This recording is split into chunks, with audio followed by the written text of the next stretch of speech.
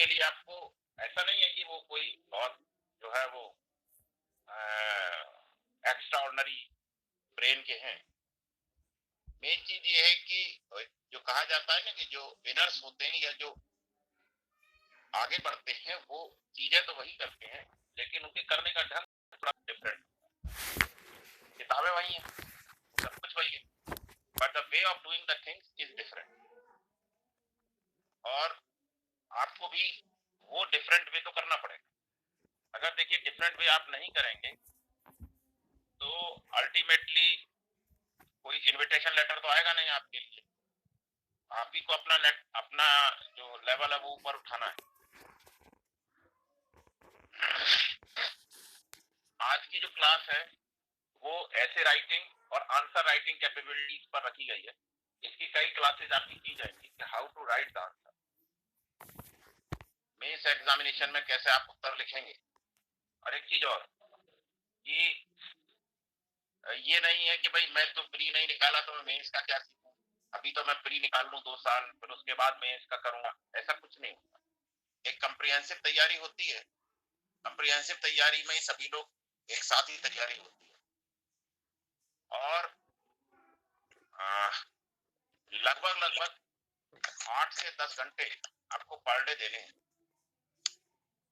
अगर कोई व्यक्ति सोच रहा है कि साहब मैं किसी टॉपर ने कह दिया मैं तो 2 घंटे पढ़ता था, तो आप ये भी देखिए कि उसकी जो एजुकेशनल बैकग्राउंड है और आपकी एजुकेशनल बैकग्राउंड में क्या डिफरेंस है।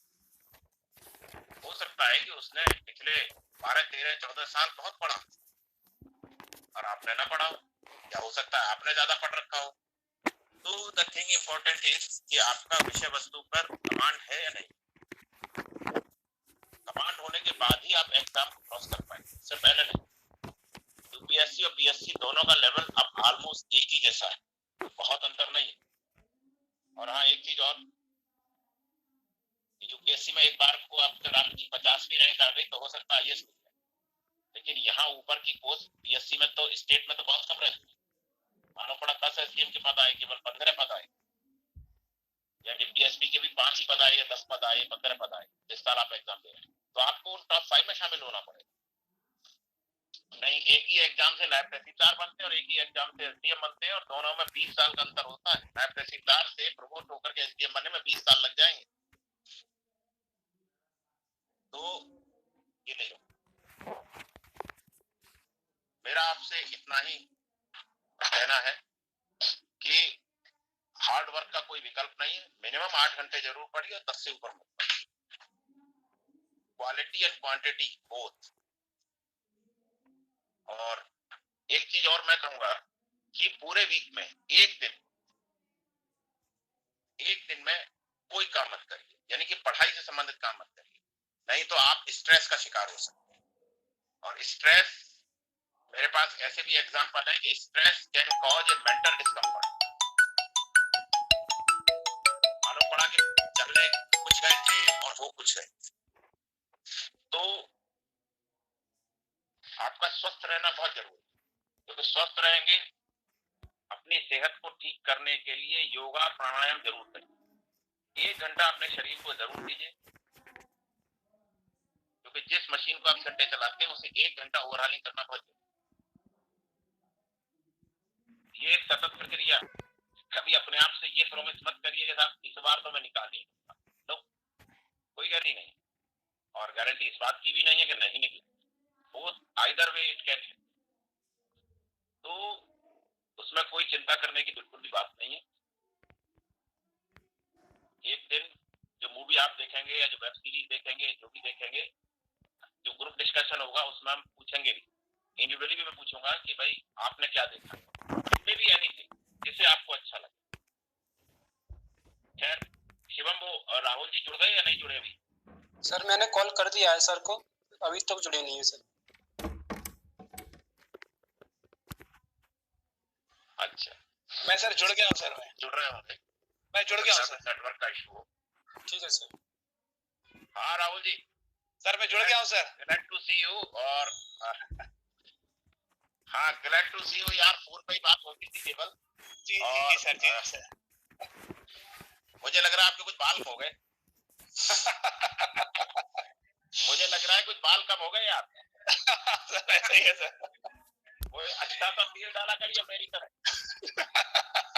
मैं आज भी जो है तेल डालता हूँ, बिना तेल डाले जो है बालों में रहता नहीं हूँ मैं।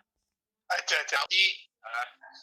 यूपी पुलिस सर्विस के डीएसपी भर्ती हुए, आजकल एसपी हैं लोकायुक्त में। एक संस्था कॉन्स्टिट्यूशनल, आप जानते हैं लोकायुक्त की व्यवस्था, लोकपाल पर बहुत विवाद भी हुआ है, देश में बहुत आवाजें भी उठी हैं। उनमें से उत्तर प्रदेश में एक संस्था है लोकायुक्त, आप उसी में एसपी के पद पर तैनात हैं। और काफी आपको अनुभव है एग्जाम देने का, एग्जाम निकालने का, सफलता का, असफलता का। आप अपने ऑप्शनल के बारे में भी आपसे शेयर करेंगे, अपने खट्टे मीठे अनुभव भी आपसे शेयर करेंगे, और ऐसे और आंसर राइटिंग कैपेसिटी वो आपको बहुत अच्छे से बताएंगे। सतत प्रक्रिया, मैंने आपसे पहले कह दिया था, कोई छुट्टी नहीं है इस एग्जाम की। Is a continuous process of evolution, उद्विकास की सतत प्रक्रिया है। और एक चीज और अंतिम बात कहूंगा, ओवर टू राहुल जी, कि जीवन परीक्षा नहीं है, जीवन जीवन है। यानी कि परीक्षा को जीवन मत मान लीजिएगा, यानी कि आपको तैयारी करनी है, पूरे मनोयोग से करनी है, सब कुछ करना है।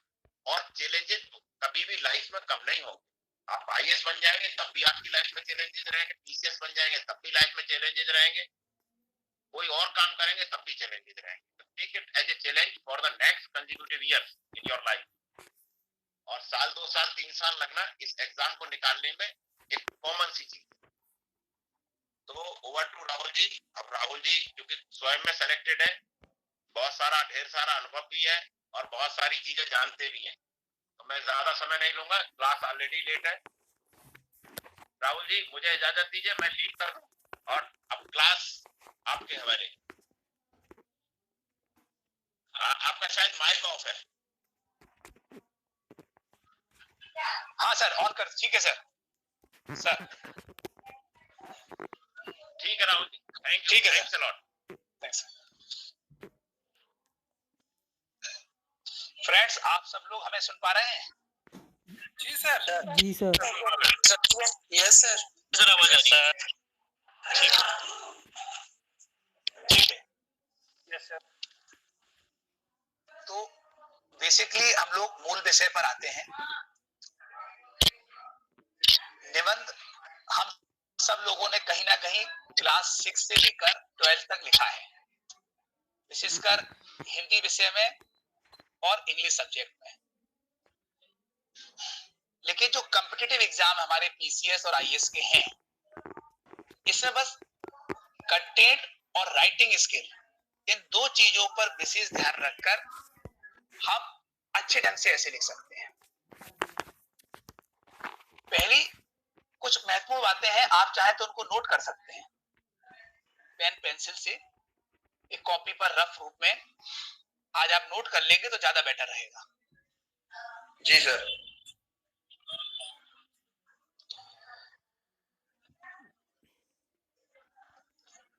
पहली चीज ये है कि निबंध लगभग 10 से 15% हमारे मेंस का पार्ट होता है। लेकिन अगर हम मेहनत के पॉइंट ऑफ व्यू से देखें तो सबसे कम मेहनत, टाइम के पॉइंट ऑफ व्यू से, क्वालिटी के पॉइंट ऑफ व्यू से सबसे कम मेहनत हम लोग निबंध में करते हैं। तो हमें नंबर्स के पॉइंट ऑफ व्यू से ही मेहनत करना है, यानी कि लगभग 15% अगर मेंस का पार्ट या 12% मेंस का पार्ट अगर ऐसे है, तो लगभग 12 से 15% ही मेहनत हमारी टाइम को पॉइंट ऑफ व्यू से इसमें होनी चाहिए।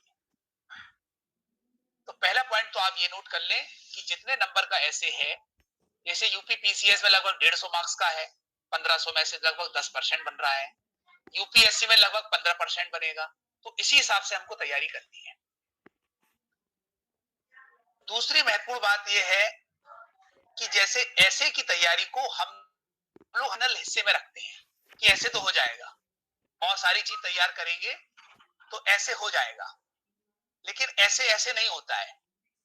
ऐसे के लिए कुछ अलग से स्पेसिफिक तैयारी करनी पड़ती है।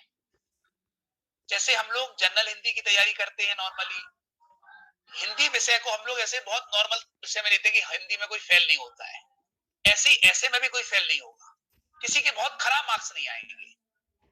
लेकिन उतनी ही एक बात सही है कि ऐसे में बहुत अच्छे मार्क्स भी जल्दी नहीं आते। तो ऐसे राइटिंग एक ऐसी चीज है जिसको आप हफ्ते में आधे दिन या लगभग 4 घंटे, एक वन वीक में 4 घंटे 5 घंटे आप ऐसे राइटिंग की लगातार प्रैक्टिस करिए। तो कुछ बिंदु हैं जिन पर हम लोग क्रमवार ढंग से विचार कर रहे हैं, आप इनको नोट करते जाइए कि बेसिकली ऐसे किस तरह का लिखना चाहिए और ऐसे में क्या बातें महत्वपूर्ण रखनी चाहिए।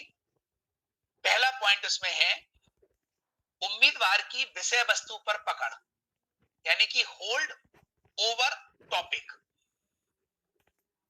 आपकी जो हेडिंग्स है फर्स्ट पॉइंट की वो है होल्ड ओवर टॉपिक्स।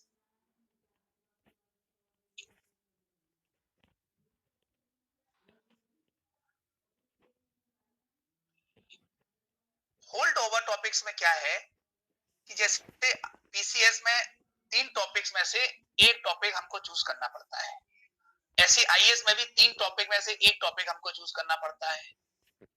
25% जो गलतियां हमारी होती हैं पूरे 100% में, जल्दी जल्दी में हम एक टॉपिक चूज कर लेते हैं और फिर उस पर लिखना शुरू कर देते हैं।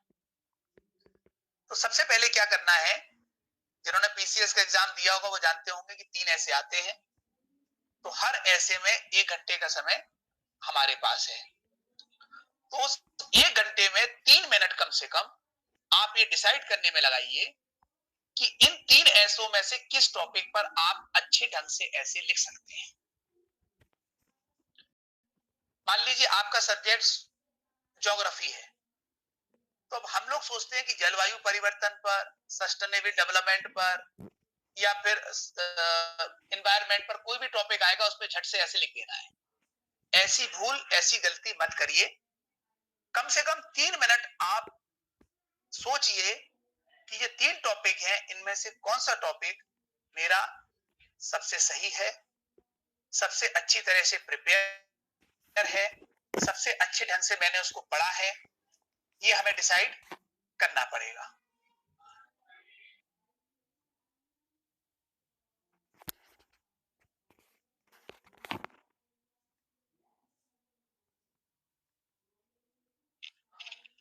इसमें सबकी फोटो कैसे आएगी दिखाना है ना, अकेले हम ही आ रहे हैं। तो लगभग 3 मिनट आपको ये डिसाइड करना है कि कौन सा टॉपिक आप लिखने में सक्षम है।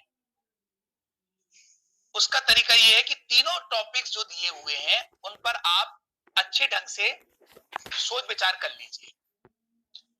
जैसे कुछ लोगों का सब्जेक्ट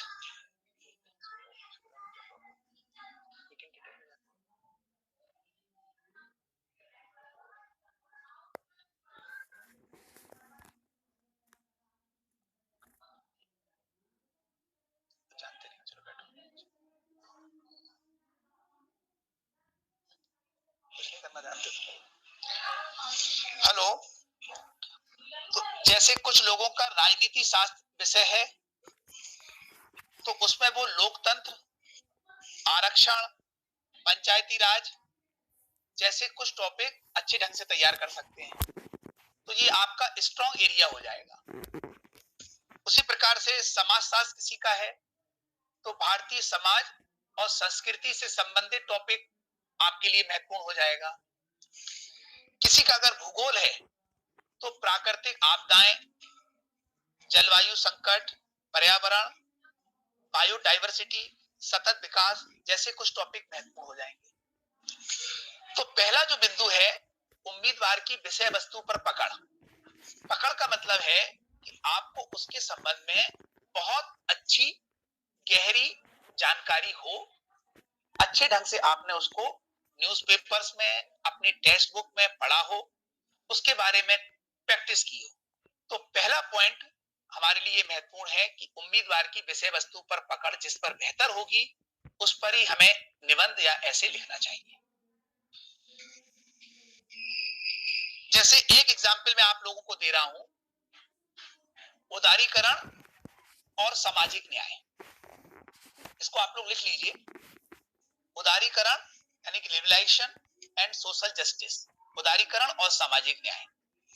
इस विषय पर अगर आपको लिखना है तो आपके दिमाग में कुछ बिंदु उभर कर आने चाहिए ऐसे को लिखने से पहले।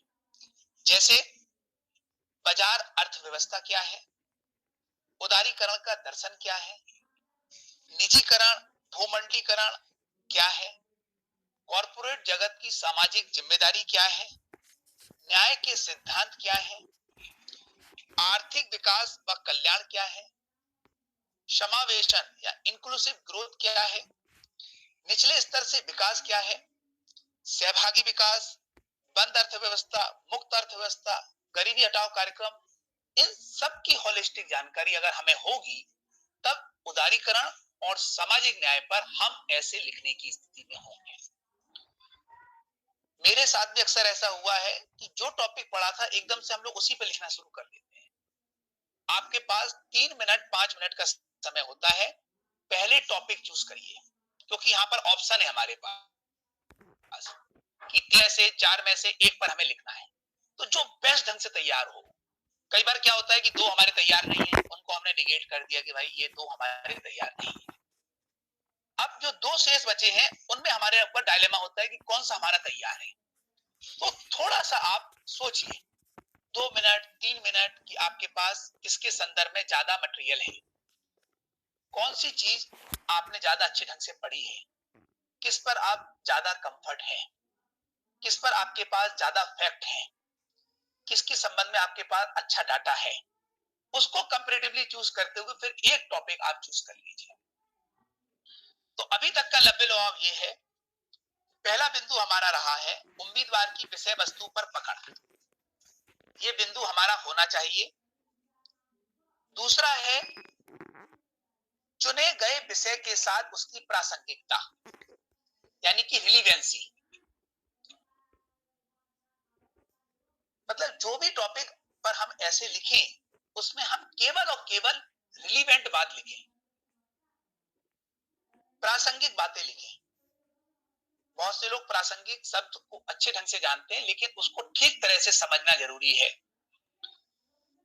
जैसे अगर मैं आपसे कहूं आर्थिक उदारीकरण और सामाजिक न्याय, इस विषय पर जब भी आप लिखेंगे तो उदारीकरण का जो आर्थिक पक्ष है उस पर आप ज्यादा लिखेंगे और उदारीकरण के सामाजिक और राजनीतिक पक्ष पर आप बहुत कम लिखेंगे। अगर इसको हम परसेंटेज में बांधें तो आर्थिक उदारीकरण पर निबंध लिखते समय लगभग 80% हम आर्थिक पक्ष पे लिखेंगे और लगभग 10-12% हम सामाजिक पक्ष पर और 8 से 10% हम राजनीतिक पक्ष पर लिखेंगे, ताकि होलिस्टिक व्यू में हमारा टॉपिक तैयार रहे। तो प्रासंगिकता ये है कि हमें सामाजिक को 10 ही 12% लिखना है। अगर किसी ने 25%, 30% या 40% सामाजिक लिख दिया, सामाजिक पक्ष, तो ये माना जाएगा कि वो इररिलेवेंट होता जा रहा है। जैसे आर्थिक उदारीकरण पर लिखते समय अगर हम महिला आरक्षण पर बहुत ज्यादा डिस्कस करने लगे, डेमोक्रेसी पर डिस्कस करने लगे, पंचायती राज पर डिस्कस करने लगे, तो माना जाएगा कि हम लोग टॉपिक से विषयांतर कर रहे हैं और गैर जरूरी बातों की तरफ ध्यान दे रहे हैं और अपनी शब्द सीमा को हम खत्म कर रहे हैं। तो जैसे मैं आप लोगों से कहूं, एक टॉपिक में आप लोगों को दे रहा हूं, आप लोग इसको भी नोट कर लीजिए, आरक्षण व्यवस्था और सामाजिक न्याय। अब इस पर आप लोग अपने दिमाग में 1 मिनट तक सोचिए,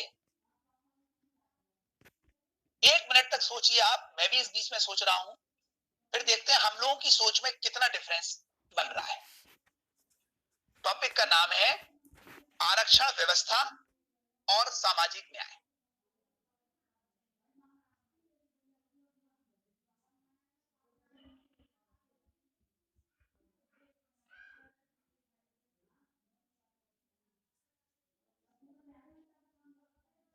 फिर एक रिक्वेस्ट थी आपसे, जैसे जो आपने अभी टॉपिक दिया है इसका इंग्लिश टर्मिनोलॉजी अगर बता दें तो सर थोड़ा सा चलेगा।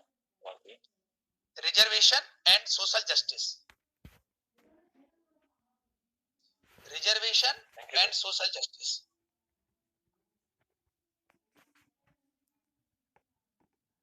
पूरी क्लास कोशिश रहेगी कि अब बाइलिंगुअल हो, हिंदी इंग्लिश दोनों में चले।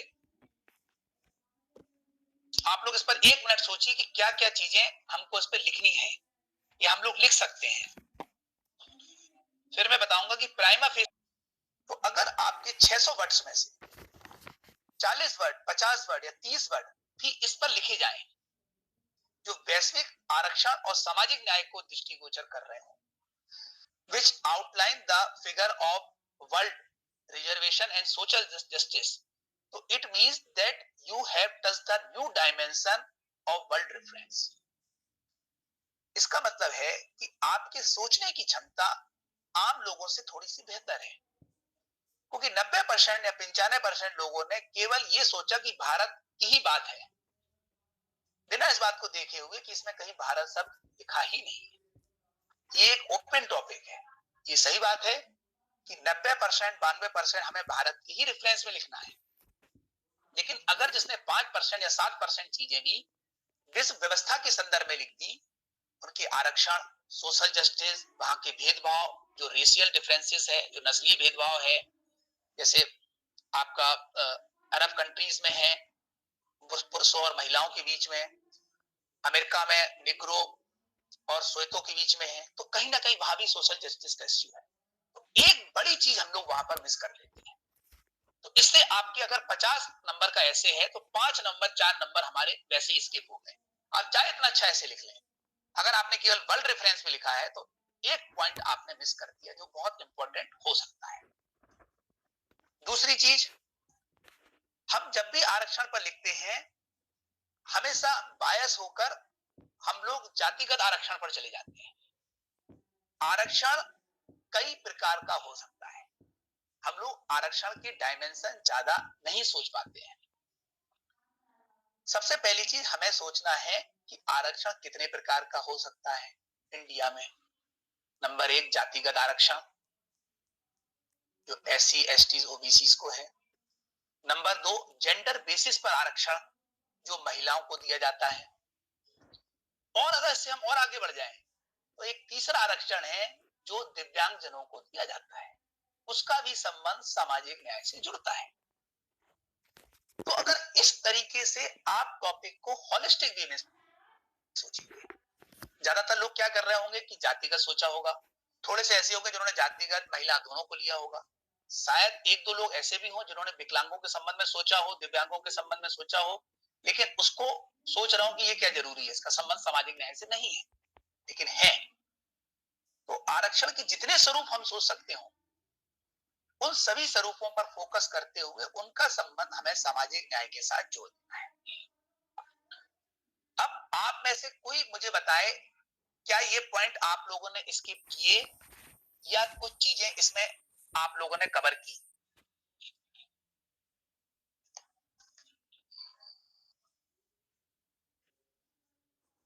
सर दिव्यांग जनों को जो आरक्षण मिलता है उसको क्लियर किया था, बाकी जाति का तो जेंडर महिला वाला तो दिमाग में चल रहा था उस टाइम। और ग्लोबल रेफरेंस सर इसमें एक और है, इसमें सर एक और है आर्थिक आधार पर आरक्षण जो 10% अभी मिला है। आर्थिक आधार पर आरक्षण, ये अच्छी बात है, इसको भी आप कवर कर लीजिए। जी सर। तो डिफरेंट सर, सर पहला पॉइंट सर मिस किया सर, वैश्विक स्तर वाला। वैश्विक स्तर वाला। अब मैं पॉज खत्म कर रहा हूं, अपनी बात को विराम देते हुए मैं ये कह रहा हूं कि इस विषय में देखा कि हमें बहुत नहीं लिखना है, सोचना ज्यादा है। आप लोगों ने पहली चीज ध्यान दी होगी, टॉपिक को ढंग से सोचना है। अब मैं आपको आऊं, ये तो हमने केवल आरक्षण पर बताया, सामाजिक न्याय पर अगर हम देखें तो बहुत बृहद शब्द है। तो जब भी सामाजिक न्याय पर लिखें उससे जो मिलते जुलते शब्द हैं उनको भी हमें ध्यान में रखना है, जैसे सामाजिक समानता, समान अवसर, इस तरीके से चीजों को जोड़ते हुए फिर हम सामाजिक न्याय को कवर करें। इसमें हम भारतीय संविधान, हमारे संविधान निर्माताओं का दर्शन, ये सारी चीज कवर होते हुए आखिर में बहुत अच्छा कंक्लूजन इसमें बनाएंगे।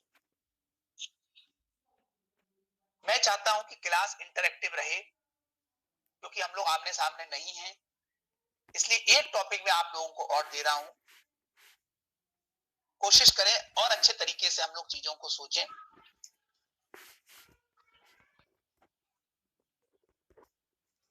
टॉपिक का नाम है केवल राजनीतिक अधिकार। पहले मैं हिंदी में बोल रहा हूं। केवल राजनीतिक अधिकार महिलाओं की मदद नहीं कर सकते।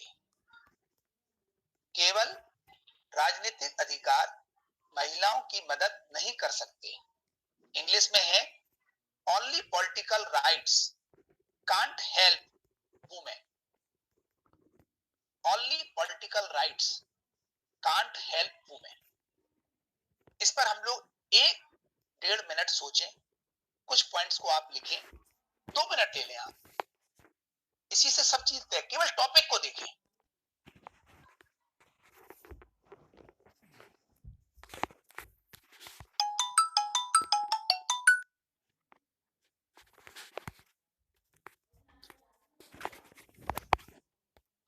कीवर्ड्स होते हैं जिनके अंदर पूरा सार छुपा होता है ऐसे का। इसमें जो कीवर्ड्स है वो है केवल। कहने वाला ये कह रहा है कि राजनीतिक अधिकार महिलाओं की मदद तो कर सकते हैं। समझिए मेरी बात को, राजनीतिक अधिकार महिलाओं की मदद कर सकते हैं, लेकिन पूरी तरह से उन्हें एम्पावर या सफल नहीं बना सकते। अब इसको जल्दी से पढ़ने से क्या होगा, हम लोग आर्थिक सामाजिक अधिकारों पर आ जाएंगे और पूरी चर्चा उसकी कर देंगे कि आर्थिक अधिकार और सामाजिक अधिकार बहुत जरूरी है, रिजर्वेशन बहुत जरूरी है, सख्त कानून होना बहुत जरूरी है। लेकिन एक एस्पेक्ट हम लोग छोड़ दे रहे हैं कि राजनीतिक अधिकार जरूरी हैं, लेकिन पर्याप्त नहीं है। It means there are so many pillars to make women empower, just political power, social power, economic power, power in family, power in law and psychological power also. So there are so many dimensions of power, यानी कि शक्ति के कई सारे पक्ष हैं। जो कहने वाला कह रहा है वो कह रहा है बहुत सारे तरीके से शक्ति मिल सकती है, लेकिन एक तरीका शक्ति के लिए पर्याप्त नहीं है। जैसे मैं आपसे कहूं कि पीसीएस का एग्जाम आप केवल मेहनत के सहारे नहीं कर सकते, तो आप ये मत लिखिए कि मेहनत बेकार है, ये लिखिए कि मेहनत जरूरी है। इट मेक्स द बेसिक, ये जरूरी है, लेकिन इसके साथ साथ अच्छी रणनीति, अच्छा गाइडेंस, बढ़िया राइटिंग स्किल, मेहनत जरूरी है। होता क्या है कि जल्दी जल्दी लोग लिख लेते हैं कि सामाजिक पक्ष पे सर मैंने बहुत लिख दिया, आर्थिक पक्ष पे बहुत लिख दिया, ऐसे सर मेरा बहुत अच्छा लिख दिया, मैंने 600-700 वर्ड्स लिख दिए, फिर भी मार्क्स नहीं आए। आपने ढंग से पढ़ा ही नहीं। केवल राजनीतिक अधिकार महिलाओं की मदद नहीं कर सकते। आजादी के बाद से हमने हमेशा पॉलिटिकल राइट्स पर फोकस किया, लेकिन सोशल, इकोनॉमिक, फैमिली के अंदर, साइकोलॉजिकल, कानूनी, पंचायत में सभी लेवल पर उनको जो अधिकार देने वो अभी तक नहीं दिए गए। इसलिए राजनीतिक अधिकार विफल हो गए, वो सक्सेस नहीं हो पाए। वो जरूरी है और सब अधिकार आप दे दें, राजनीतिक अधिकार आप नहीं दें, तब भी महिलाओं का वुमेन एम्पावरमेंट नहीं होगा। तो पहली चीज इस पे फोकस करना है। जो इस चीज को समझ जाएगा 2 मिनट के 3 मिनट के अंदर, उसका ऐसे ऑटोमेटिकली सही डायरेक्शन में जाएगा। नहीं तो होगा क्या कि आप लिखने तो बैठ गए। दूसरी चीज, इसमें ग्लोबल एस्पेक्ट भी आप ऐड कर सकते हैं। कहीं इंडिया की बात नहीं आई तो आप वैश्विक लेवल पर भी लेके चलें। बहुत सारी अरब कंट्रीज में महिलाओं को मतदान का अधिकार है, चुनाव का अधिकार है, लेकिन महिलाएं वहां पर एम्पावर नहीं हो पाई। क्यों? बुर्का सिस्टम है, घर में हिजाब है, पुरुष प्रधान समाज है, सोसाइटी और कल्चर के वैल्यू पुरुष के पक्ष में है, तो वहां पर भी इस तरह की व्यवस्था है। तो मैं अब ये जानना चाह रहा हूं कितने लोगों ने इस चीज को थोड़ा सा समझा और कितने लोगों ने इससे आगे बढ़ के बात की, शेयर करें।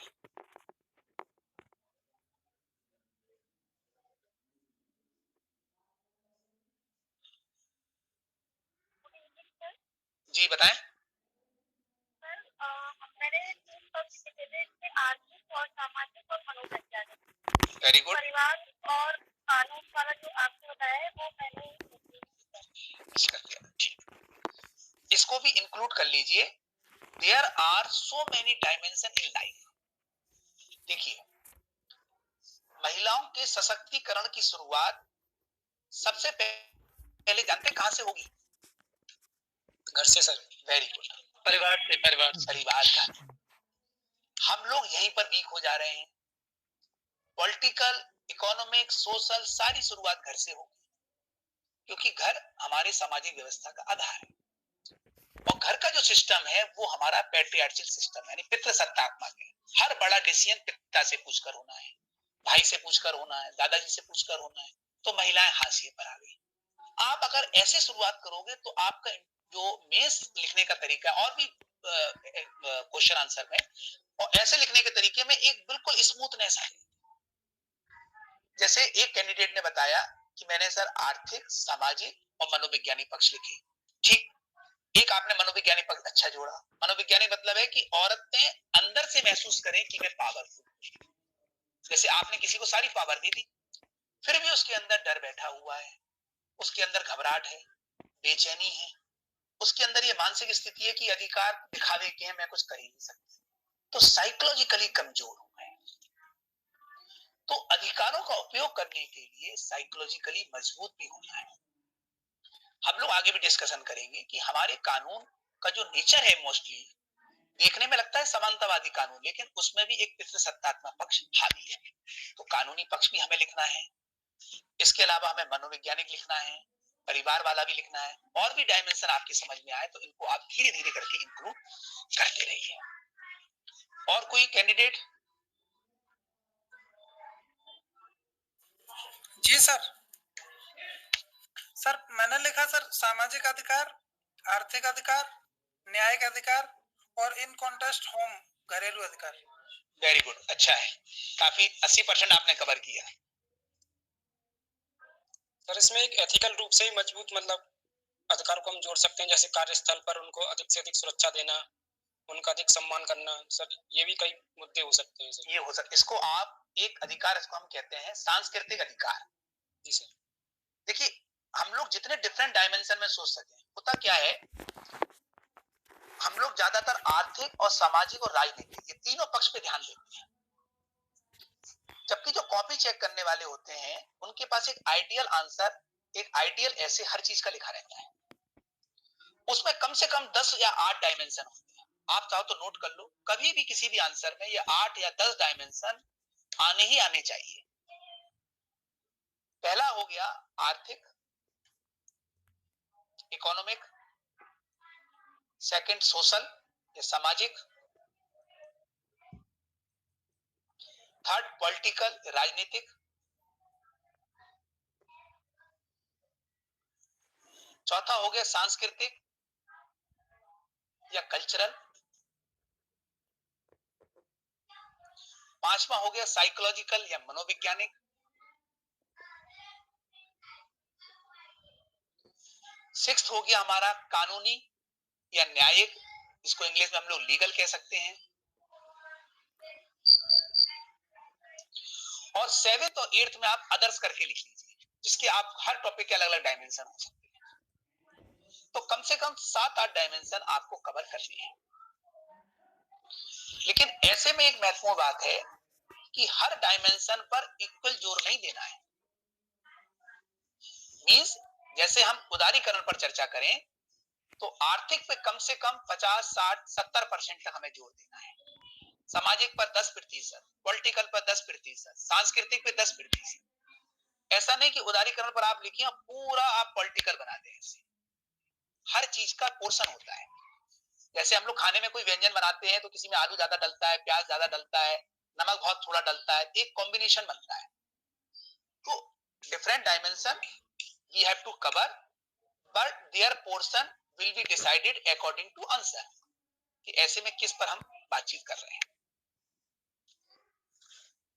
तीसरा बिंदु जो ऐसे राइटिंग में है, मैं पहले बता दूं, पहला बिंदु रहा हमारा उम्मीदवार की विषय वस्तु पर पकड़, होल्ड ओवर टॉपिक। दूसरा है प्रासंगिकता, चुने गए विषय के साथ प्रासंगिकता। अब तीसरा बिंदु जो हम डिस्कस कर रहे हैं वो है रचनात्मक तरीके से सोचने की योग्यता, क्रिएटिव एबिलिटी। क्रिएटिव एबिलिटी माने ये है, जैसे आप जानते हैं साइंस है, इस साइंस का यूज भी हो सकता है, मिसयूज भी हो सकता है।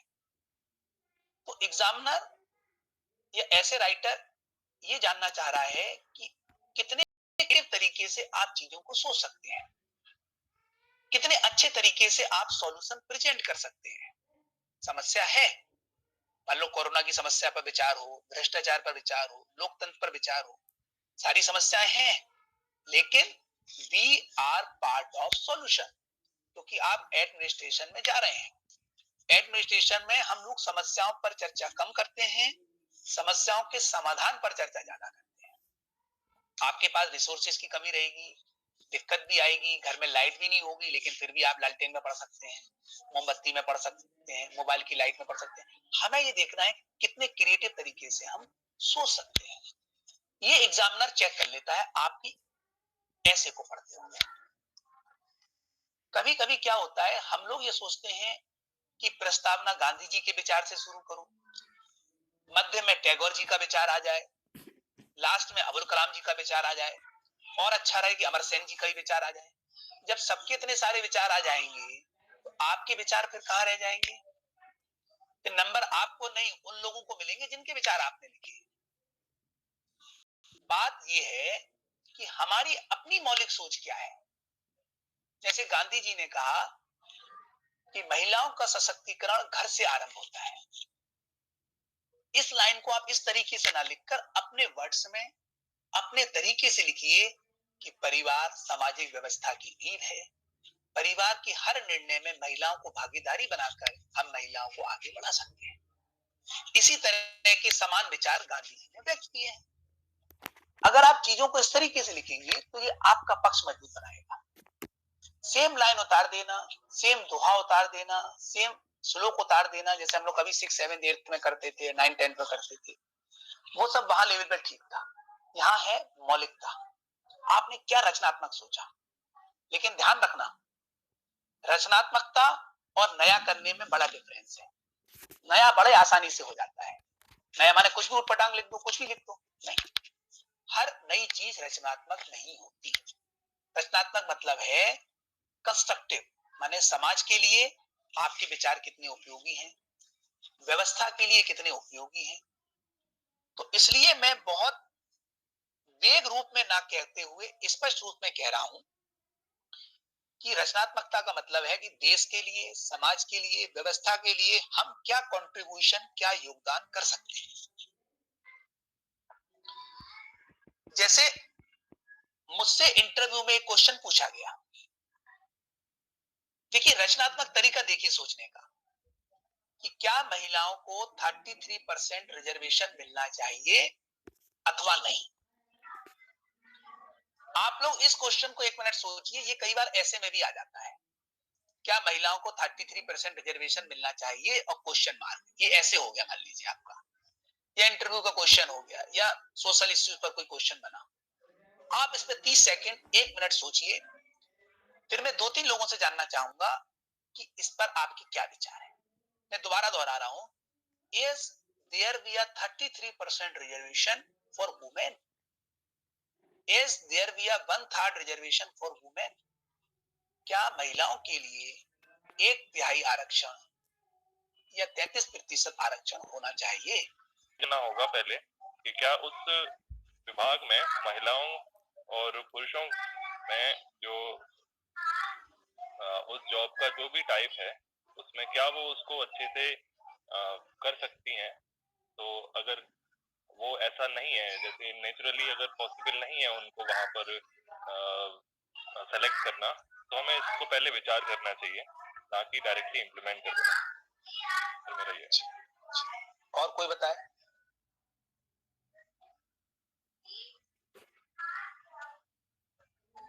हाँ सर, मेरा भी सर पॉइंट यही है कि हम आरक्षण हमको 1/3 देना चाहिए महिलाओं को, क्योंकि इससे ये है कि 1/3 देने से हमारे परिवार में एक रूपता आएगी, और इससे ये होगा कि थोड़ा सा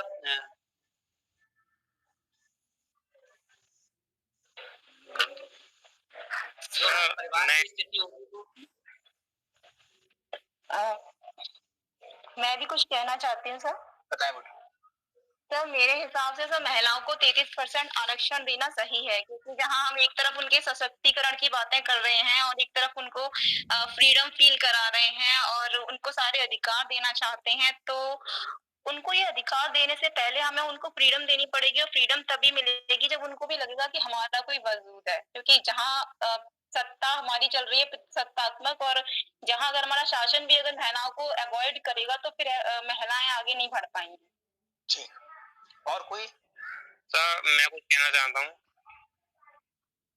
सर, जैसे कि हमारे संविधान में पहले ऐसी कोई व्यवस्था नहीं थी, लेकिन 1993 में ये व्यवस्था की गई थी कि हम मतलब लोकल गवर्नमेंट में महिलाओं को 1/3 का आरक्षण की बात करी गई थी, लेकिन अभी भी हमारी पार्लियामेंट में या फिर हमारी विधानसभा में महिलाओं को कोई आरक्षण नहीं है। तो सर अगर हम वुमेन से इंस्पायर की बात करते हैं तो सर इस आरक्षण के लिए सर हमारी संसद तक भी एक मतलब होना चाहिए, अगर वुमेन से इंस्पायर की हम बात करते हैं तो।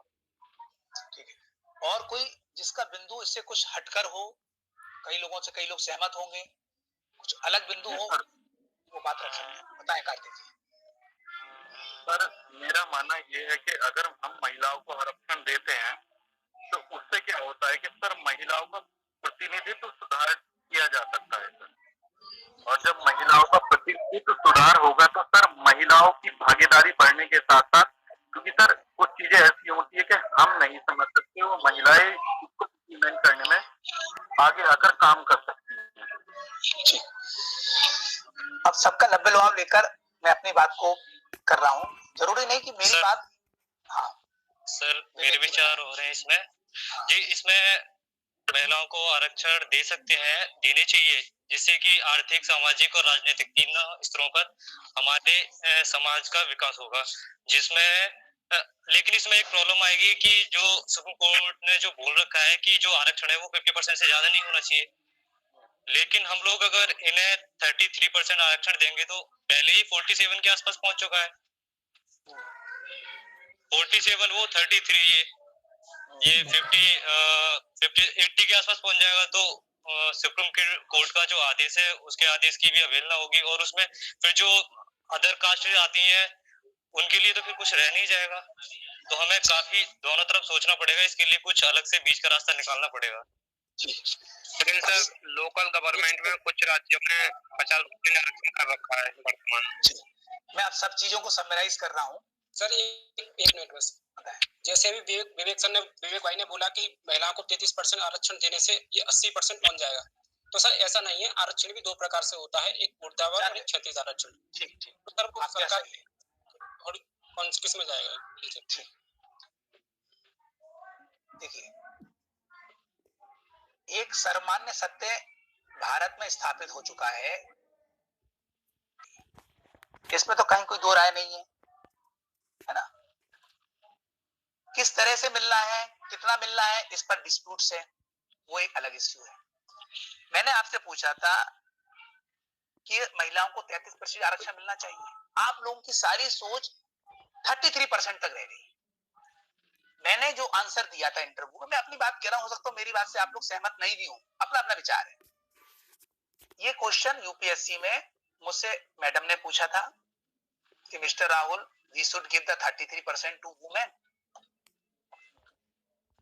देखिए सोचने का तरीका, मैंने थोड़ा पॉज लिया, मैंने कहा madam why we are talking about 33%, हम 33% की क्यों बात कर रहे हैं? Why we are not talking about 50%, हम 50% की बात क्यों नहीं कर रहे हैं? देखिए सोच में अंतर देखिए, आपने एससी को रिजर्वेशन उनकी पॉपुलेशन के हिसाब से दिया, एसटी को रिजर्वेशन उनकी पॉपुलेशन के हिसाब से दिया, तो महिलाओं के लिए 33% वाली बात कहां से आ गई? तो मैंने ये कहा कि madam why we should not talking about the 50, हम 50% की बात क्यों नहीं कर रहे हैं? तो देखिए रिप्लाई क्या आया मैडम का, देखिए काउंटर हो रहा है। इंटरव्यू था तो मैडम ने कहा कि महिलाएं हमारी सोसाइटी का 50% है ही नहीं है, सेक्स रेशियो के हिसाब से महिलाएं 48% है। तो देखिए इधर से क्या रिप्लाई आया, काउंटर चल रहा है। आप कितना कंस्ट्रक्टिव तरीके से सोच सकते हैं, कितना स्पॉन्टेनियसली आप अपनी बात कह सकते हैं। मैंने कहा मैडम 48% महिलाएं अगर हैं या उनका सेक्स रेशियो 928 या 930 है तो इसके दोषी हम और केवल हम ही लोग तो हैं, बाकी महिलाएं हैं। बायोलॉजिकली जहां पर महिलाओं पुरुषों को समान अधिकार दिए जाते हैं वहां पर महिलाओं का सेक्स रेशियो 1000 से हमेशा ऊपर रहता है। दुनिया के सारे विकसित देश आप उठा के देख लीजिए, इवन केरला इंडिया में उठा के देख लीजिए, 1000 से ज्यादा सेक्स रेशियो है। इस पर वो एग्री हुई और मुझे लगता है उसी बात से उन्होंने सबसे ज्यादा नंबर मुझे दिए। तो चीजों को प्रेजेंट करने का तरीका, आप ऐसे में इस बात को उठा सकते हैं कि महिलाओं को रिजर्वेशन मिले और why should not be given to according to their population. फिर टेक्निकल इश्यूज अलग हो जाएंगे कि भाई रेलवे में अलग टेक्निकल है, मेरिट भी हमें देखना है, लेकिन ओवरऑल हमारे समाज का लगभग 50% महिलाएं बनती हैं। तो मैं तो इस पक्ष का हूं कि जो महिला अधिकारिता की बात करता है तो क्यों नहीं महिलाओं को 50% मिलना चाहिए, जब 50% समाज का हिस्सा है।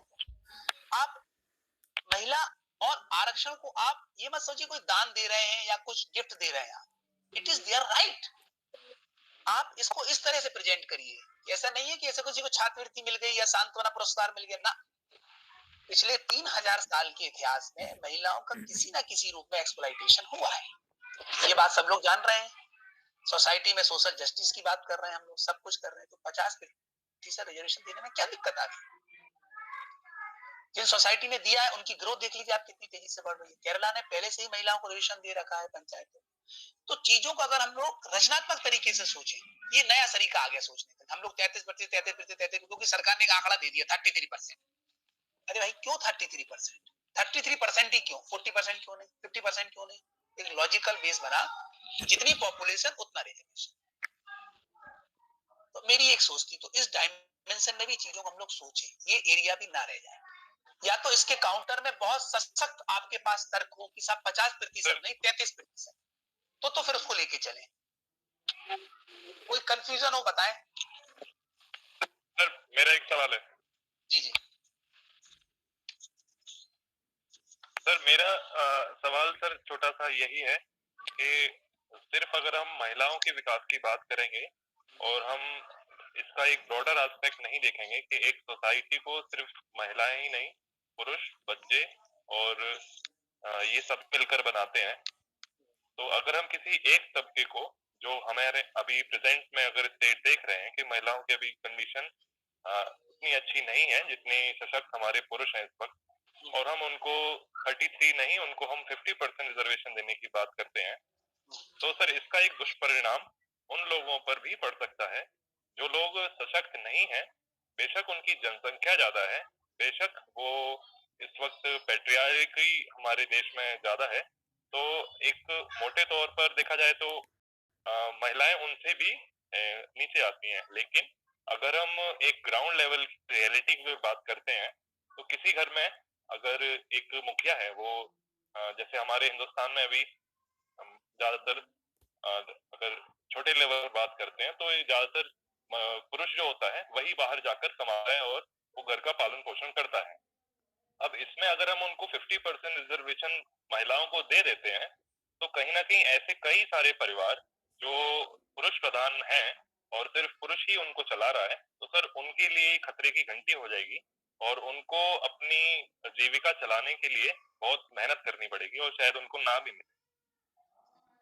एक छोटा सा मेरा तर्क ये है कि महिलाओं को जो हम रिजर्वेशन 50% दे रहे हैं वो कोई भारत के बाहर की महिलाएं तो है नहीं है, हमारे ही घर की महिलाएं हैं ना, हमारे ही परिवार की, हमारे ही समाज की महिलाएं हैं।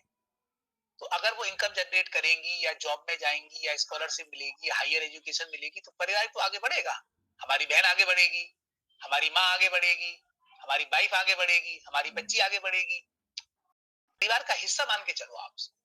खैर ये विषयांतर हो जाएगा। तो मोटा मोटा आप क्या तो बहुत स्ट्रॉन्ग तर्क हो, कंसेंसस हो, एक टॉपिक एक बिंदु ये भी हो सकता है सोचने का। तो ऐसे में मतलब है कि सोचने का बिंदु होना चाहिए, आप इस पे तर्क करो, विचार करो अलग से। कल अगला बिंदु हम लोगों के लिए आता है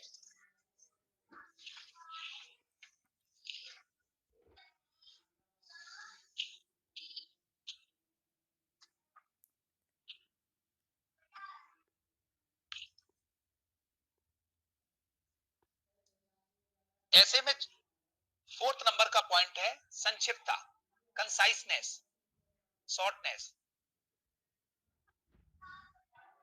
जैसे आपको वर्ड लिमिट दी होती है पीसीएस में लगभग 600 शब्दों की, आईएएस में लगभग 1000 शब्दों की। तो कई बार लोग ये पूछते हैं सर कितने शब्दों में लिखा जाए। मेरा मतलब है 10% प्लस माइनस, यानी कि 600 का 10% प्लस कर दें 660 और 600 का 10% माइनस कर दें 540, यानी कि 550 से 650 शब्दों के बीच में आप ऐसे लिखिए। ऐसा ना हो कि आपका ऐसे 400 शब्दों पे खत्म हो जाए, ऐसा भी ना हो कि 800 शब्द चला जाए। और इस तरह की फुलिशनेस भी नहीं करनी है, बेवकूफी कि हम शब्दों को गिनने बैठ गए 5 मिनट के लिए, भाई सब ज्यादा तो नहीं हो रहे हैं। एक मोटा मोटा आइडिया बना लेना है कि एक लाइन में कितने शब्द आ रहे हैं, हमने कितनी लाइनें लिखी हैं, रफली आइडिया निकल आता है। और जब आप घर पर प्रैक्टिस करेंगे तो एक आपको आइडिया बन जाएगा कि भाई मैं 30 मिनट में 40 मिनट में इतनी चीज लिख लेता हूं। ऐसे लिखने का मैं एक तरीका आपको बता रहा हूं। कम से कम 3% टाइम आप दीजिए टॉपिक चूज करने में। लिख लीजिए आप 3% टाइम, जितना टाइम आपको मिले उसका 3% टाइम टॉपिक चूज करने में दीजिए। 3 टॉपिक आपके पास होंगे, 3% टाइम टॉपिक चूज करने में दीजिए। और उसके बाद कम से कम 17% टाइम, 17% सिनॉप्सिस बनाने में दीजिए। सिनॉप्सिस मतलब रूपरेखा। ये आप पिछले वाले प्रश्न पे बनाएंगे। आपको जो आंसर बुक मिलेगी, कॉपी मिलेगी, उसके पीछे वाले पेज पर आप लिखेंगे रफ कार्य। और वहां पर आप 17 मिनटों में जो टॉपिक आपने पसंद किया, मान लीजिए टॉपिक आपने पसंद किया आरक्षण व्यवस्था और सामाजिक न्याय, उस पीछे वाले पेज पर आप लिखिए आरक्षण व्यवस्था और सामाजिक न्याय। अब 17 मिनट घड़ी में देखते हुए आप बिल्कुल बताइए क्या क्या विचार आपके दिमाग में इस टॉपिक के संबंध में आ रहा है, वो बिल्कुल लिखते चले जाइए। हो सकता है पहला बिंदु आपका सॉल्यूशन का आ जाए, वो लिख लो। फिर आपको लगे टैगोर ने आरक्षण के बारे में कुछ कहा है, वो लिख लो। संविधान का कोई आर्टिकल याद आ रहा हो आरक्षण के बारे में, वो लिख लो। आपको लगा यार सामाजिक न्याय और सामाजिक समानता पे भी हमें लिखना है, वो भी लिख लो। आपने कहा अमेरिका के बारे में लिखना है तो लिख लो, अमेरिका के निग्रो और शोषितों का जिक्र करना है, ये लिख लिया। आरक्षण पर आपने 5 डायमेंशन बना लिए, महिलाओं का, दिव्यांगों का, जाति के आधार पर, है ना, आर्थिक आधार पर, ऐसा बना लिया। फिर आपने यूपी के बारे में स्पेशल कोई एक्ट आया हो उसके बारे में जिक्र कर दिया आपने। सुप्रीम कोर्ट का कोई जजमेंट हो उसके बारे में आपने लिख दिया। फिर कुछ तथ्य आपको मालूम हो कि आरक्षण और सामाजिक न्याय में कोई संबंध बन पा रहा हो, कोई सहसंबंध बन पा रहा हो, वो आप लिख सकते हो। फिर सामाजिक न्याय की कोई परिभाषा अच्छी सी आपको याद आ रही हो, वो एकदम से आपने किसी राइटर की लिख दी कि अमर सेन ने ये कहा है। फिर सॉल्यूशन में आप क्या देखना चाहते हो, क्या संकट आ रहा है, क्या समस्याएं आ रही हैं, सॉल्यूशन क्या है, क्या प्रयास करने चाहिए व्यक्तिगत स्तर पर, सब सारे पॉइंट धीरे धीरे करके लिख लो। ये बिल्कुल भूल जाओ कि आप तारतम्य उसमें नहीं रहेगा, क्योंकि दिमाग में आइडियाज आपके एकदम से, जिसको हम लोग कहते हैं एकदम से पलटी की तरह आते हैं। मतलब सॉल्यूशन वाला आइडिया पहले आ जाए, प्रस्तावना वाला आइडिया बाद में आए। आप सबको लिख लो, क्रम से लिख लो, एक पन्ना पूरा आपका भर जाएगा पॉइंट वाइज। जो फैक्ट आपको याद आ रहे हो, भारत में रिजर्वेशन 50% से ज्यादा नहीं हो सकता, सुप्रीम कोर्ट का निर्णय है। फिर सामाजिक 15(3) में ये कहा गया, आर्टिकल 16(4) में ये कहा, सामाजिक न्याय का मतलब डॉक्टर भीमराव अम्बेडकर के अनुसार ये था, सामाजिक समानता से बढ़कर है। ऐसी करके चीजें आपने समझ कर सॉल्यूशन में क्या लिखना है। जब 17 मिनट आपका बन जाएगा, मैं डेफिनेटली कहता हूं आप इतना रिलैक्स महसूस कर रहे होंगे, आपको लगेगा कि यार ये तैयारी जिसने ऐसा करा, आप डेफिनेटली मान लीजिए आपके मोर देन एवरेज मार्क्स आएंगे। गुड और बेस्ट की तरफ आना अब आपके विचारों पर आधारित है, आपका कंस्ट्रक्शन